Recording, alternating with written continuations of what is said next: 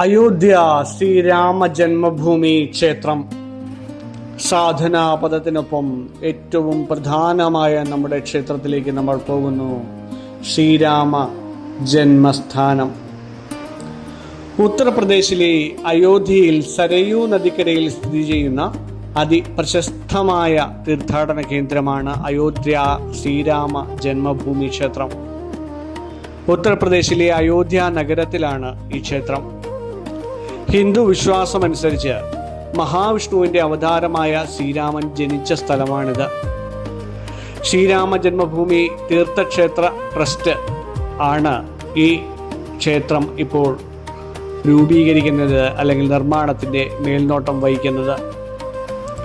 പ്രശസ്ത ക്ഷേത്രശില്പി കുടുംബമായ അഹമ്മദാബാദിലെ ചന്ദ്രകാന്ത് സോംപുരയും മക്കളുമാണ് ക്ഷേത്രത്തിന്റെ ഡിസൈൻ തയ്യാറാക്കിയത്. ലാർസൻ ആൻഡ് ടാർബോ L&T എന്ന കമ്പനിയാണ് നിർമ്മാണത്തിന് ഇപ്പോൾ നേതൃത്വവും നൽകുന്നത്. 2024 ജനുവരി 22 പ്രധാനമന്ത്രി നരേന്ദ്രമോദിയാണ് ക്ഷേത്രത്തിന്റെ പ്രാണപ്രതിഷ്ഠ നടത്തിയത്. ഹൈന്ദവ ഇതിഹാസമായ രാമായണമനുസരിച്ച് അയോധ്യയിലെ സൂര്യവംശ രാജാവായ ദശരഥന്റെയും കൗസല്യയുടെയും പുത്രനായ ശ്രീരാമൻ ജനിച്ച ഇടമാണിത്. നൂറ്റാണ്ടുകൾക്ക് മുമ്പ് ഇവിടെ ഉണ്ടായിരുന്ന പുരാതന രാമക്ഷേത്രം തകർത്തത് മുഗൾ ചക്രവർത്തി ബാബറുടെ കാലത്താണ്. ബാബറി മസ്ജിദ് നിർമ്മിച്ചു പിന്നീട് എന്ന് പറയുന്നു. ദീർഘകാലത്തെ നിയമ പോരാട്ടങ്ങൾക്ക് ശേഷം 2019 സുപ്രീം കോടതി ഈ സ്ഥലം രാമക്ഷേത്ര നിർമ്മാണത്തിനായി വിട്ടു നൽകുകയായിരുന്നു. അയോധ്യ രാമക്ഷേത്രത്തിന്റെ ഐതിഹ്യം ഭാരതത്തിന്റെ സംസ്കാരവും വിശ്വാസവുമായി ആഴത്തിൽ ബന്ധപ്പെട്ടിരിക്കുന്നു. പുരാതന ഇതിഹാസമായ രാമായണമനുസരിച്ച് ത്രേതായുഗത്തിൽ ഭഗവാൻ മഹാവിഷ്ണു മനുഷ്യനായി അവതരിച്ച സ്ഥലമാണിത്.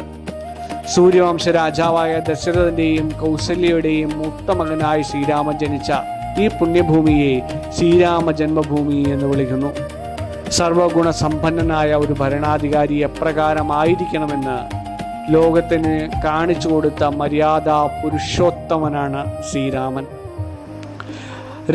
പുരാണങ്ങൾ അനുസരിച്ച് അയോധ്യ നഗരം മനുവാണ് നിർമ്മിച്ചത്. ഭഗവാൻ വിഷ്ണുവിന്റെ വൈകുണ്ഠത്തിൽ നിന്നുള്ള ഒരു അംശമായാണ് ഈ നഗരം ഭൂമിയിൽ അറിയപ്പെടുന്നതെന്ന് പറയുന്നു. സരയൂ നദിക്കരയിലെ ഈ മണ്ണ് ശ്രീരാമന്റെ പാദസ്പർശമേറ്റ ഏറ്റവും വിശുദ്ധമായ ഇടമായി ഭക്തർ കരുതുന്നു. വിശ്വാസമനുസരിച്ച് രാമൻ സ്വർഗാരോഹണം ചെയ്ത ശേഷം അദ്ദേഹത്തിന്റെ മകൻ കുശനാണ് ആദ്യമായി ഇവിടെ ക്ഷേത്രം പണിതത്. പിൽക്കാലത്ത് വിക്രമാദിത്യ രാജാവ് ഇത് പുനരുദ്ധരിച്ചു. എന്നാൽ AD 1528 മുഗൾ ചക്രവർത്തി ബാബറുടെ സേനാനായകൻ മീർ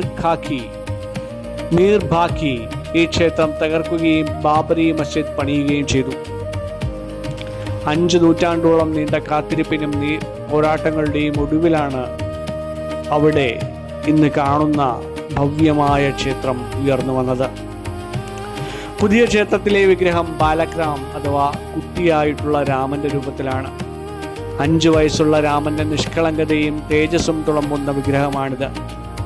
ഈ രൂപത്തിൽ രാമനെ കാണുന്നത് വാത്സല്യവും ഭക്തിയും ഒരുപോലെ നൽകുന്നു എന്നാണ് വിശ്വാസം. രാവിലെ 7 മുതൽ ഉച്ചയ്ക്ക് 12:30 വരെയും ഉച്ചയ്ക്ക് 2 മുതൽ വൈകുന്നേരം 7 വരെയും ക്ഷേത്രങ്ങൾ തുറന്നിരിക്കാറുണ്ട്. ചില സമയങ്ങളിൽ രാത്രി 9:30 വരെ ദർശനം നീളാറുമുണ്ട്. രാവിലെ 6:30 ശൃംഗാരാരതി, രാത്രി 7:30 സന്ധ്യാരതിയും നടക്കുന്നു. ആരതിയിലൊക്കെ പങ്കെടുക്കുന്നതിന് മുൻകൂട്ടി ബുക്കിങ്ങുകളുടെ ആവശ്യമുണ്ട്. ക്ഷേത്രത്തിൽ കർശനമായ ഡ്രസ്സിംഗ് കോഡ് ഇല്ല എങ്കിലും എല്ലാവരും മാന്യമായ വസ്ത്രധാരണ രീതി അവലംബിക്കേണ്ടതുണ്ട്. ഇവിടെ അടുത്ത വിമാനത്താവളമായിട്ടുള്ളത് മഹർഷി വാൽമീകി അന്താരാഷ്ട്ര വിമാനത്താവളമാണ്. അവിടെ ഇറങ്ങി തൊട്ടടുത്ത് തന്നെയായിട്ടാണ് ഈ ക്ഷേത്രം വരുന്നത്. അയോധ്യാധാം, അയോധ്യ കാണ്ട് എന്ന 2 റെയിൽവേ സ്റ്റേഷനുകളാണ് തൊട്ടടുത്തുള്ളത്. പ്രധാന നഗരങ്ങളിൽ നിന്ന് ഇവിടേക്ക് നേരിട്ട് ട്രെയിനുകളും ഉള്ളതാണ്. ലക്നൗ, വാരാണസി, പ്രയാഗ്രാജ് എന്നിവിടങ്ങളിൽ നിന്നും ബസ് മുഖേനയോ ടാക്സി മുഖേനയോ അല്ലാതെയും ഇങ്ങോട്ടേക്ക് എത്തിച്ചേരാവുന്നതാണ്. സുരക്ഷാ കാരണങ്ങളാൽ ക്ഷേത്രത്തിനുള്ളിൽ മൊബൈൽ ഫോൺ, ക്യാമറ, ഇലക്ട്രോണിക് ഉപകരണങ്ങൾ, തുകൽ സാധനങ്ങൾ എന്നിവ അനുവദിക്കുന്നതല്ല. അവ സൂക്ഷിക്കുവാൻ വേണ്ടിയിട്ട് സൗജന്യ ലോക്കർ സൗകര്യം ക്ഷേത്ര പരിസരത്ത് ലഭ്യമായിട്ടുള്ളതാണ്. നന്ദി. നമുക്ക് ഏവർക്കും സന്ദർശിക്കാം രാമജന്മഭൂമി ക്ഷേത്രത്തിലേക്ക്.